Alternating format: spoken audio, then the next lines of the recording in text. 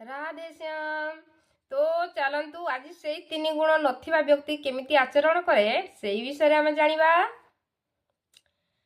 श्रीकृष्ण कहले हे अर्जुन सत्व गुणर कार्य प्रकाश अखंड सुखादि प्रवृत्ति सकाम कर्म रजगुणर कार्य मोह अज्ञान आदि तम गुणर कार्य ए तीन जे श्रद्धा करे नहीं कि द्वेष भी करे नहीं ताहाकू गुणातीत कहती। छेदन करे जे त्रिगुण बहे से किपरि लक्षण किपरि आचरण करे त्रिगुण केउ भावे धरे। भगवान कहते आहे पांडव एबे शुण कहूची ताहार विधान प्रकाश सत्व गुण कार्य प्रभृति रज गुण कार्य मोह तमर कार्य होई पूर्वे मुदते कही छई एत्रय गुण जात मर्म जे करे स्वप्न परिज्ञान तहिरे श्रद्धा न करई पुणी तहिरे द्वेष नाही एहाकू गुणातीत कही आवर कहूची बुझाई। भल मंद सुख दुख लोभ माया एहाकू जे स्थान दिए नहीं से लोक गुणातीत भक्त। जे दुख सुख को समान ज्ञान करे सुना और गड़ी को समान देखे निंदा और प्रशंसा को समान मणे धीर एवं निजर निंदा प्रशंसा को समान ज्ञानी से गुणताती अटंती। जे भल मंद विषय रे न थाए ताहा वृद्ध करे ताहांकु उदासीन कही त्रिगुणाधीन से नुहई सुखादि त्रिगुण जनित नरके जादू विचलित त्रिगुण संसार कार्य को साधक जाने भाव को आत्मा तहिरे कर्ता नुहे जे नर ଏହା भावी थाए ए भक्त लक्षणे लक्षित जानिब एही गुणातीत जे सम सुख दुख मणे स्वर्ण मूर्तिका एक जाने समान प्रिया प्रिय देखे निंदा प्रशंसा सम लेखे।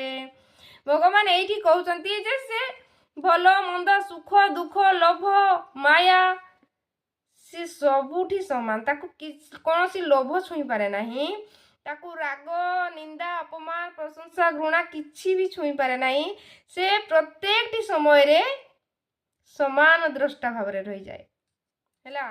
तो सीए गुणातीत भक्त तांकर जार प्रिय प्रिय किछि न थाए शत्रु और मित्र को समान भाव रे देखे जे आडंबरहीन गुणातीत भक्त अटे से अन्य आड़े मन न देई अटल भक्ति रे मते भक्ति करे से गुणातीत भक्त मुक्ति पाए।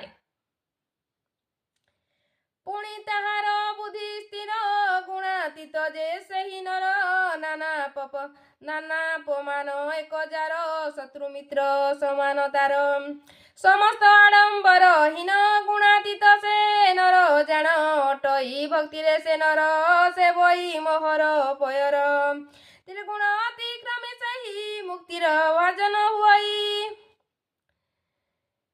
तो भगवान कहते जार प्रिय प्रिय किछि नहीं शत्रु मित्र किछि नहीं सबको समान भाव रे देखे हैला। ब्रह्म जे मुहि से मु मुख्य जात सगुण निर्गुण ब्रह्म मु श्रद्धा सत्य रूपी से भाव रे भजे से भक्त मते पाए। मत हूँ ब्रह्म नुहे भिन्न ब्रह्म प्रतिभा मते जान सूर्यर जेतेक किरण एकत्रे जे सूर्य प्रणाम सूर्य किरण एक जान सुरगुण निर्गुण मु ब्रह्म मु नित्य युक्त मुख्य दाता अक्षय धर्म प्रतिष्ठा तेणु मु शुद्ध सत्य रूपी अक्षय सुख सीमा व्यापी ए भावे भजे जे कांत वर्म तो लोभई निश्चिंत जे मते भक्ति करती त्रिगुण मायारू तरंती। तो एठी सरुची तांको गुण कथा। तो नेक्स्ट पुणी नुआ विषय आरंभ होइजबो कोन कहउचंती से विषय जानिबा सेठी सरिची। नमस्कार आपन को केमिति लागुची आपन निश्चित भाव रे कमेंट करी जणैबे। आप सबका मंगल हो। Blessing blessing blessing.